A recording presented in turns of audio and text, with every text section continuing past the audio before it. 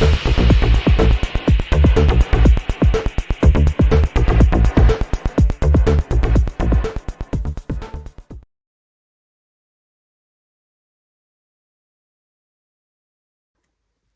there everybody, welcome to another video. On today's video I have this Peugeot 3008 2018 and we're just going to reset the service spanner that comes on flashing when you get the ignition on. So that spanner there. Right, so I'm just going to get the ignition off and then we're going to use this button here to carry out the reset.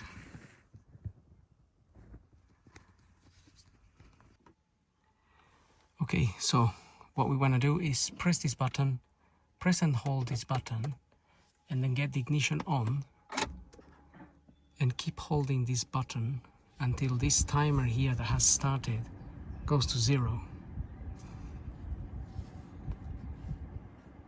Okay, now switch the ignition off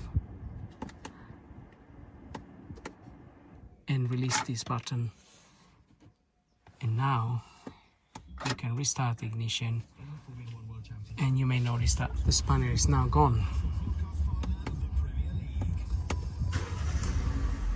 And that's pretty much it. So hope the video helps.